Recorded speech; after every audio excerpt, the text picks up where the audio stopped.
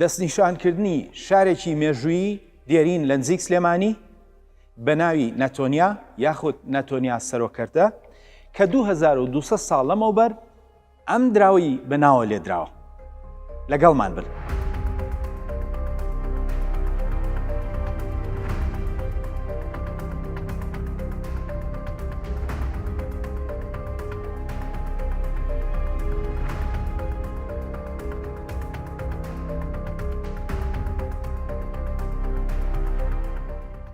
لە مانگی حوتی ساڵی 2022دا سەردێڕی چەندین دەستگای میدیایی جیهانی دەستنیشانکردنی شار و قەڵایەک بوو لە نزیک شاری سلێمانی لای چای پیرەمەگرون. ئەم قەڵایە نزیکی 2200 ساڵ لەمەوبەر دراوی بەناوە لێدراوە. ئەم دیوارەی دەبینن دیواری بەشێک لەو قەڵا مێژوویە کە بە ناتۆنیا و ناتۆنیا سەرۆکەردە ناسراوە.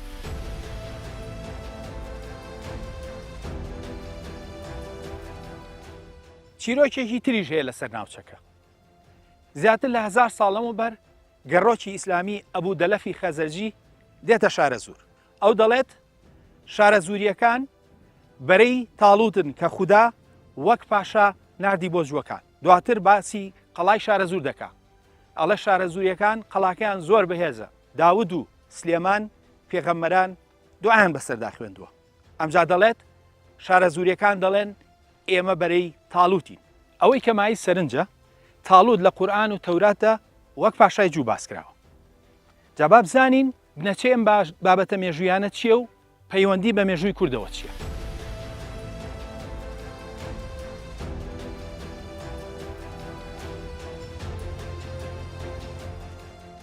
شارەکە لە دوو قەڵا پێکهاتووە لە ناو ئەم چیایەدا کە بە پیرەمەگرون ناسراوە. ئەم چیایە بە سەرهاتی زۆری بەدەورەوە. چیاکە ناوی پیرەمەگرونە. پیرەمەگرون بە ناوی یەکێک لە 72 پیرانی یارستان ناونراوە کە گۆڕەکەی لە ناو ئەم چیایانەدایە.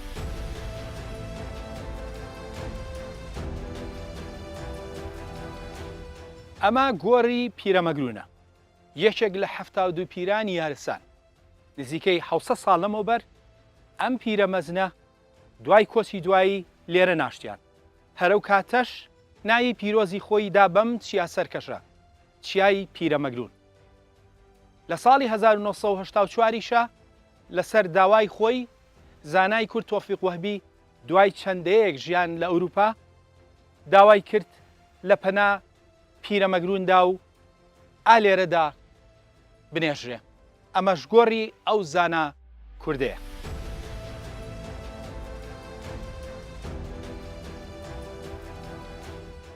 ئەم چیایە هێندە ڕۆڵێکی بوو و شێوەیەکی جوانی یاوە بە سلێمانی.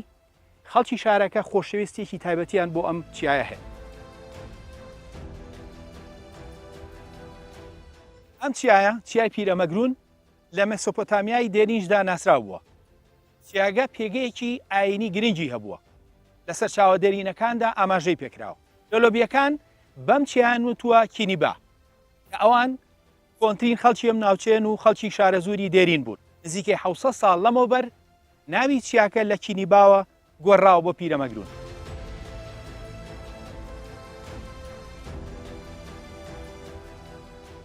ئەم چیایە لە کۆنترین داستانی مرۆڤایەتیدا ئاماژەی پێکراوە کە ئەویش داستانی گەلگامێشە.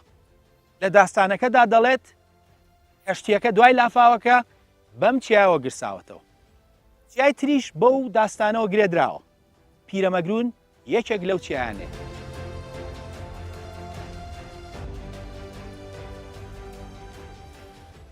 ئەم چیایە هێندە پێگەیەکی ئاینی گرنگی هەبووە. پاشای ئاشووری بە تایبەت ئاماژەی پێکردووە. نزیکی 2900 ساڵ لەمەوبەر پاشای ئاشووری ئاشورپانیپاڵ هێرش بۆم ناوچەیە دەبات. ئەو دەڵێت من یەکەم پاشای ئاشووریم کە چیای ڕزگاری ئوتناپشتیم ببینم کە کەشتیەکە دوای لافاوەکە پێوەی گرساوەتەوە. هەتاوەکو ئێستا ئەمە پێشینەی چیای پیرەمەگرون بوو. جا با بگەڕێینەوە بۆ بابەتی سەرەکیمان کە شاری ناتۆنیا یاخود ناتۆنیا سەرۆکردێ و بابەتی سەرەکی ئەم پرۆگرامێ.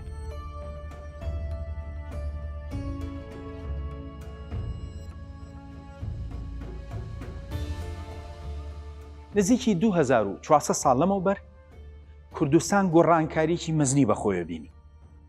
سوپای ئەسکەندەر ڕووی لە ڕۆژهەڵاتی ناوەڕاست کرد. تا دواتر لە نزیک هەولێر لە شوێنێک بە ناوی گاوگامێلا سوپای ئیمپراتۆریەتی فارسی بۆ هەتاییشکاند. دواتر یۆنانیەکان لە ژێرناوی ئیمپراتۆریەتێکی نوێیە بە ناوی ئیمپراتۆریەتی سلوقی ڕۆژهەڵاتی ناوەڕاست و بەشێکی زۆری ناوچەکە لە یۆنانەوە هەتاوەکو شام هەتاوەکو هیندستان حکومڕانیان دەکرد.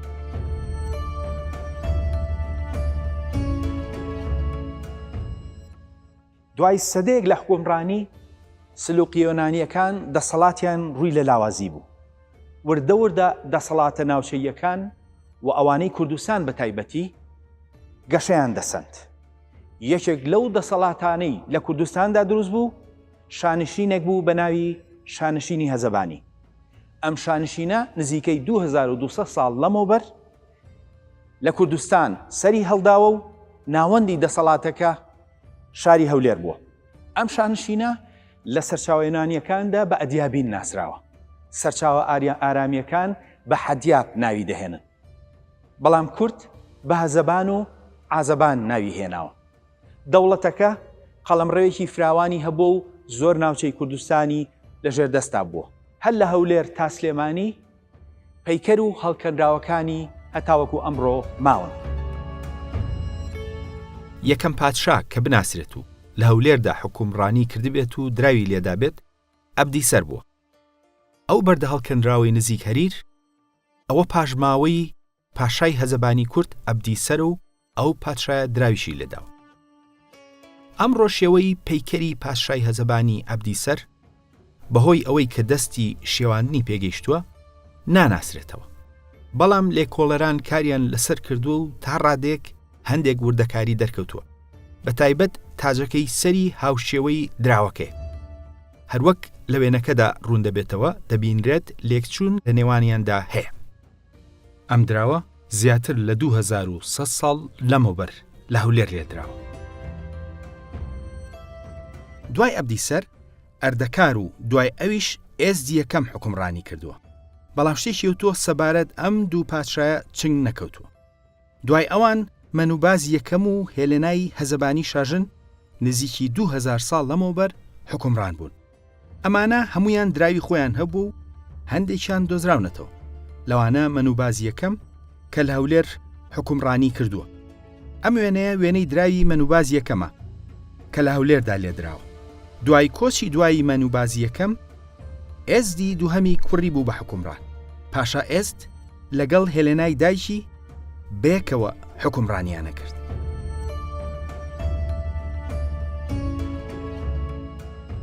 دەوڵەتەکە لە سایەی ئەم بنەماڵە پاشاییدا دەسەڵاتی ڕوو لە هەڵکشان بوو.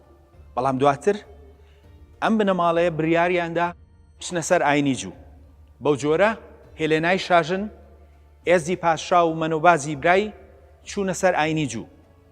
ئەو کات هێشتا ئاینی ئیسلام و کریستیانیتی پەیدا نەبوو بوون. هۆکاری ئەم ئاین گۆڕینە هەر لە خۆیە نەبوو. ئێست دەوڵەتەکەی ڕوو لە هەڵکشان بوو. ئەو دەیویست قەڵەمڕەوی دەوڵەتەکەی بەرەو ئیسرائیل بڕوا. بۆ ئەو مەبەستە تەنانەت هێلێنای شاژن کۆشتێکی لە شاری ئورشەلیم دروست کرد کە ئەمڕۆ بە قودس ناسراوە. جگەلەوە ئێست پاشای هەزەبانی دەیویست ئاینێکی سربەخۆ بۆ دەوڵەتەکەی دروستکە. نە زەردەشتی بێ کە ئاینی ئەشکانی بوو، نە ئاینێ بێک ڕزیک لە بڕۆم. بۆ ئەو مەبەستە هەموو هەوڵێکیدا کە پابەند بێ بە بنەماکانی ئاینی جۆ. تەنانەت خۆی و مەنوبازی برای لەو تەمەنەدا بیریان لەوە کردەوە کە خەتەنە بکەن. وردەکاری ئەم ڕووداوە لەلایەن مێژوونووسی سەدەی یەکەمی زاینی جۆزیفۆسۆ تۆمارکراوە. گرنگی ئەم سەرچاوەیە ئەوەیە کە بەنزیکی هاوسەردەمی ڕووداوەکە بووە. جۆزیفۆس ئاماژە بەوە دەکات کە ئێزدی دووهەم دوودڵ بووە و هێلێنا شاژنی دایکیشی بە هەمان شێوە. بەڵام دواتر کەسایەتیەکی ئاینی جوو بە ناوی ئەلیازەر و خەڵکی جەلیل دێتە لای پاشای کوردی هەزەبانی ئێزد و پێی دەڵێت: پاشا، تۆ شکست دەهێنیت لەوەدا کە بزانیت بە پشتگوێ خستنی خەتەنەکردن بە ناڕەوا بنەمای سەرەکی ئەم یاسایانە پێشێل دەکەیت و خودی خودات و ڕەدەکەیت. بەس نییە تەنها پابەندیەکانی ئاینەکە بخوێنیتەوە، دەبێت بە پلەی یەکەم ڕێنمایەکانیان جێبەجێ بکەیت تا چەندی تر بە بێخەتەنەی دەمێنیتەوە. ئەگەر هێشتا یاسای تایبەت بە خەتەنەت نەخوێندۆتەوە و بێئاگان لەو تاوانە گەورەی کە بە پشتگوێخستنی ئەنجامی دەدەن، ئەوە ئێستا بیخوێنەرەوە. بۆچوونی ئەم پیاوە ئاینیە کاریگەری لەسەر هەردووشیان بەجێ هێشت و بۆیە لە ئەنجامدا بڕیاریاندا کە خەتەنە بکەن. بەو جۆرە هەوڵی دروستکردنی ئیمپراتۆریەتێک نزیکەی 2000 ساڵ لەمەوبەر لەلایەن دەوڵەتی کوردی هەزەبانی دراوە لە کوردستانەوە هەتاوەکو ئیسرائیل. ئەم هەوڵە بەردەوام بوو. پاشا هەزەبانیەکان جگە لە کوردستان مامەڵەی پاشای جووشیان لەگەڵ ئیسرائیلدا دەکرد. بۆیە لە کاتی ڕوبەڕووبوونەوەی برسێتیدا هێلێنای شاژن کەسێکی نارد بۆ قوبرس بۆ هێنانی هەنجیر و کەسێکی تریش بۆ ئەسکەندەریە بۆ هێنانی گەرمەشامی و هاوکاریکردنی جووەکان و ڕزگارکردنیان لە برسێتی. هەروەها مەنوباز و ئێست هاوکاری داراییان پێشکەشی جووەکان کرد و بە هەمویان توانیان جووەکان لە برسێتی ڕزگار بکەن. تەلاری مەزارگەی هەزەبانیەکان لە سەدەی یەکەمی زاینیدا لە سەرچاوەیەنانیەکاندا بە یەکێک لە نایابترین لە تەلارەکانی جیهان ناوهێنراوە. ئەو تەلارە لە شاری ئورشەلیم یان قودس بوو. لە ساڵی 1864دا شوێنەوارناسێکی فەرەنسی گۆڕی هێلێنای هەزەبانی دۆزیەوە کە لە شوێنێکدا بوو بە ناوی قوبور الملوک، واتە گۆڕی پادشاکان. پێشتر وازانرا بوو کە پادشای تری جووی دێرینتری تێدایە، بەڵام دواتر دەرکەوت کە مەزارگەی پادشا هەزەبانیەکان بووە. بە درێژایی مێژوو ئەو مەزارگەیە گەڕۆکەکان ئاماژیان پێکردووە و هەندێکیان وێنەشیان کێشاوە.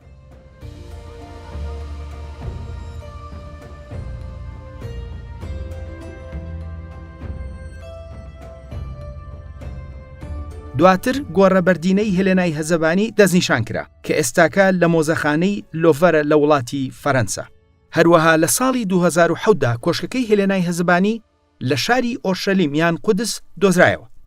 ئەو کۆشکە لە سەردەمی خۆیدا لە سەرچاوە مێژوویەکاندا بە یەکێک لە کۆشکە نایابەکانی ئەو شارە ئاماژەی پێکراوە و ئەمڕۆ نمونەی ئەو کۆشکە لە شاری قودس دروستکراوەتەوە و خەڵک دەتوانێت بیبینێت، هەروەک لە وێنەکاندا دەبینرێت.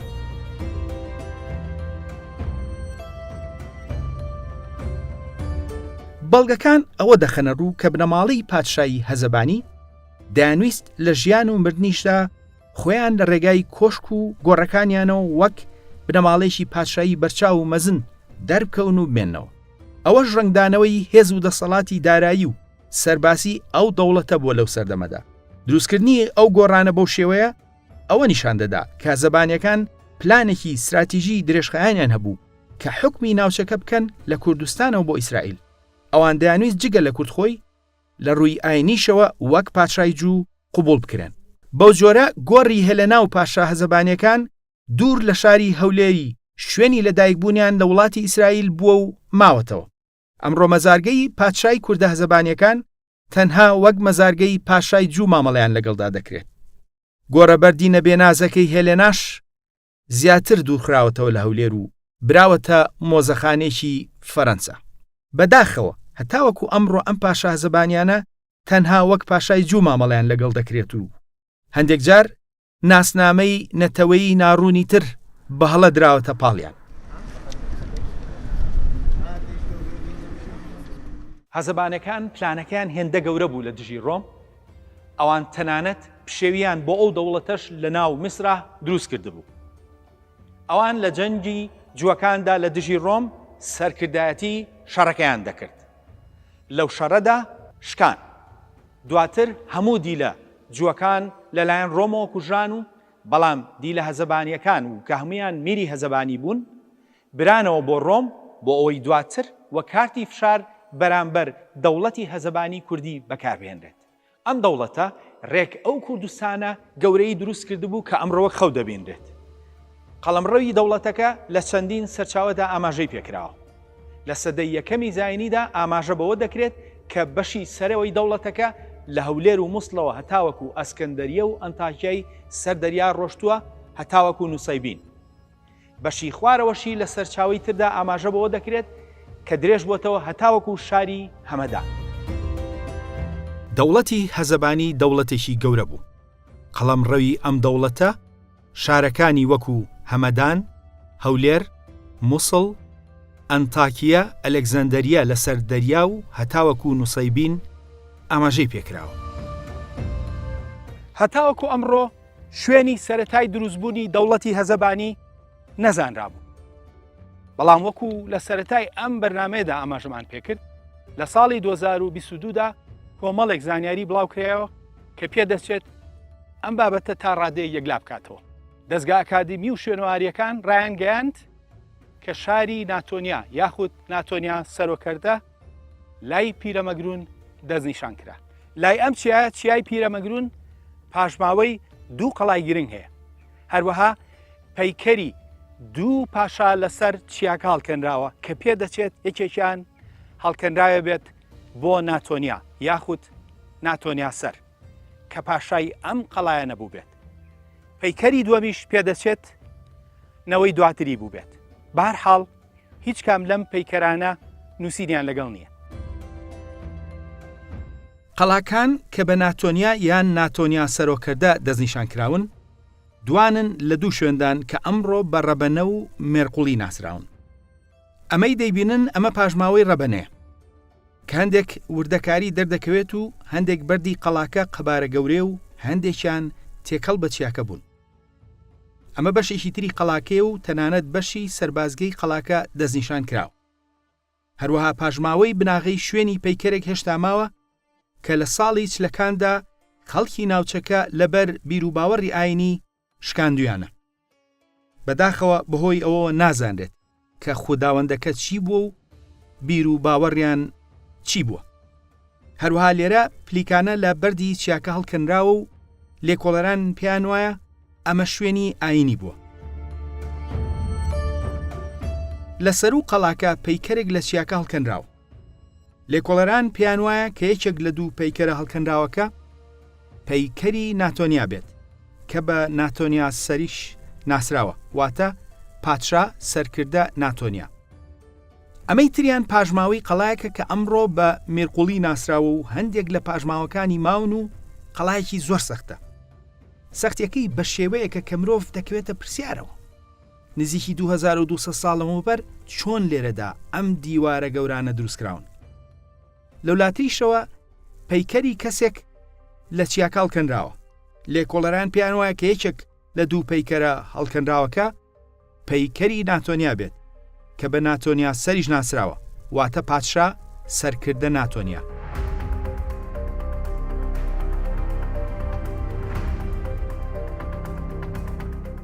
ئەوەی کەم بابەتە یەکلا دەکاتەوە نزیکی 1900 ساڵ لەمەوبەر پاشایەکی هەزەبانی کە پاشای شاری حەزەر بووە لە نزیک مووسڵ ئاماژە بەم بابەتە دەکات.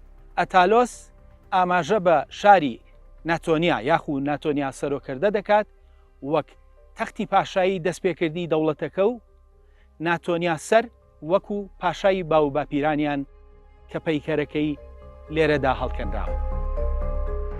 ئەگەر سەرنج بدرێت هاوبەشیش هەیە لە شێوەی جلوبەرگ و کڵاوی پادشا ئەتالۆس و پادشاکانی لای چیای پیرەمەگرون هەروەک لە وێنەکاندا سەرنج دەدرێت.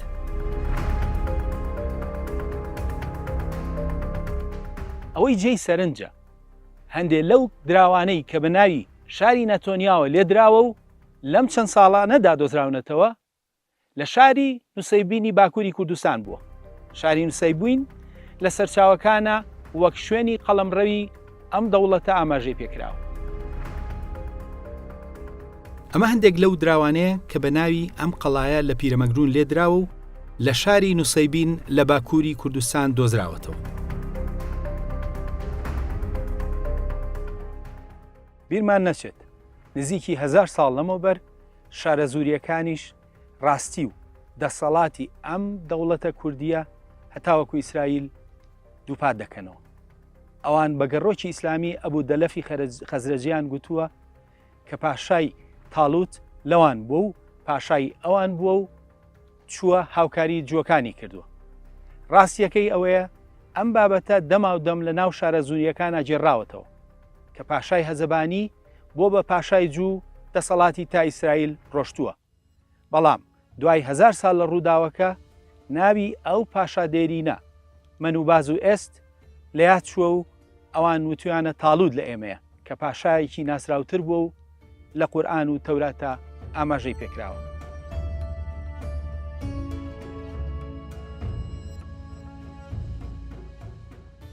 پرسیارەکە ئەوەیە ئایا دەکرێت دەوڵەتێکی وا مەزن کە بەرەو ئەوە چوو بێت بێ بە ئیمپراتۆریەت ئاوا بە ئاسانی لە ناو چوو بێت؟ لە ڕاستیدا ئەم پرسیارە وەڵامی هەیە. هەزەبانیەکان لەژێر هەمان ناودا لە سەردەمی عەباسیدا بەردەوام بوون. ئەوان بەشێک لە ناوچەکانی ڕابردوویان بەدەستەوە بوو. ناوەندی دەسەڵاتیان هەر هەولێر بوو بەرەو مووسڵ هەتاوەکو ئازربایجان. بیرمان نەچێت تیرەی ڕەوادی سەلاحەدین سربەهۆز و بنەماڵی پاشایی هەزەبانی بوون. دەوڵەتەکەی سەلاحەدینیش تەواوکەری دەوڵەتی هەزەبانی بوو بە قەڵەمڕەوێکی جیاواز و تۆزێک جیاوازی ناوچەییەوە. دەوڵەتی هەزەبانی لە سەردەمی عەباسیشدا لە هەولێر حکومڕان بوون و دراوی تایبەتی خۆیان هەبووە. ئەوان ڕۆڵێکی گرنگیان لە ڕووداوەکانی ئەو سەردەمەدا بینیوە. ئەمانە نمونەی دراوی ئەو دەوڵەتن.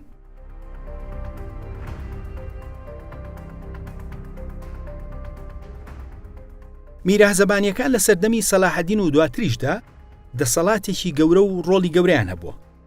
میرێکیان یەکێک لە مێژوون و سەناودارەکانی سەدەی 13 بە ناوی ئەبوهیجای زەبانی کەوالی دیمەشق بووە و بەرپرس بووە لە دروستکردنی بەشێک لەو شوێنەی مزگەوتی ئەقسا کە بە ڕواقل غەربی ناسراوە.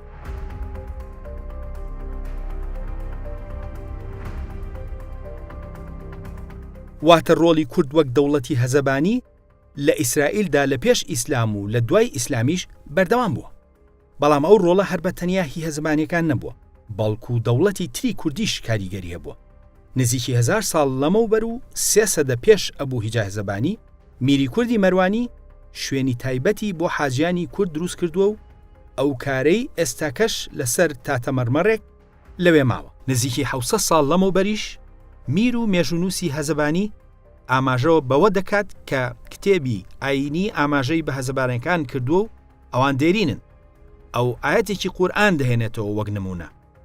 بەڵام لە پەرتووکی ئاینی تەلمودی چوەکاندا ئاماژە بە مەنوباز و هێلێنا کراوە و مەنوباز تەنانەت بە بەخشندە وەسف کراوە. دیارە ئەبوهیجای هەزەبانی ئاگاداری دێرینی بنەچەی بناماڵەکەیان بووە، بەڵام لە کتێبە ئاینیەکە دڵنیا نەبووە. پاژماوەی ئەم دەوڵەتە دێرینە کوردیەش هەندێک جار لە ناوی شوێندا ئەمڕۆ بەدی دەکرێت. شوێنێک لە نزیک هەولێر ناوی گرعازەبانە. هەروەها دوو گوندیش لە دەربەنی خان و شارباژێر بە ناوی گوندی عازەبان هەیە. ئەم ناوانە هیچ گومان ناهێڵنەوە کە ئەمانە پاژناوەی ئەو دەوڵەتە کوردیەن کە ڕۆژانێک کوردستانیان کردبوو بە یەک و بۆ ماوەیەکی زۆر حکومڕانی کوردستان.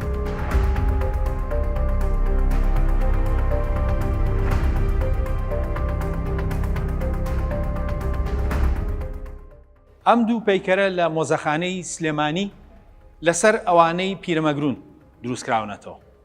ئەمانە ئەمڕۆ لێرە بە مێرقوڵی و ڕەبەنە ناسراون، بەڵام لە بنەڕەتدا یەکێکیان پەیکەری ناتۆنیایە، دامەزرێنەری دەوڵەتی هەزەبانی.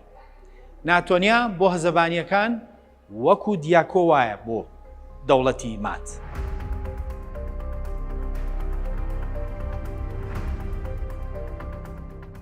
وەک لەم بەرنامەیەدا ئاماژەی پێکرا، ناوەندی دەسەڵاتی دەوڵەتی هەزەبانی هەولێر بووە، بەڵام بەپێی سەرچاوەکان سەرەتای دەوڵەتەکە لەم چیانەوە لای پیرەمەگرونەوە دەستی پێکردووە، دوور لە دەوڵەتی سلوقی کە دەسەڵاتیان بەسەر ئەم ناوچانەدا هەبوو. زۆر لە دەسەڵاتە کوردیەکان دوای هاتنی یۆنانیەکان وردە وردە لەم ناوچەچیانەوە خۆیان دروست دەکرد. دەوڵەتی هەزەبانی لە دامێنی چیای پیرەمەگروندا دەستی پێکردووە و وردە وردە دەسەڵاتەکەی فراوان کردووە و هەولێری کردووە پایتەخت. دواتر لە هەولێرەوە هەتا هەمەدان بۆ دەریا هەتاوەکو شاری ئەنتاکیا لەژێر دەستی ئەوان بووە. نەتەوەی کورد مێژوویەکی دەوڵەمەندی هەیە، بەڵام هەتاوەکو ئەمڕۆ بەشێکی گەورەی ئەم مێژووە لی بزر کراوە. دەوڵەتی هەزەبانی نمونەی یەکێکن لەو دەوڵەتانەی کە هەتاوەکو ئەمڕۆ مێژوەکەی لە کورد بوونە. ئەوە ئێمەین کە دەبێت جارێکی تر ئەو مێژووە بە خۆمان و نەوەکانمان بناسێنینەوە. بەرنامەی خۆناسین لەو هەوڵەدایە. تاکو بەرنمەیەکی تر خواتان لەگەڵ.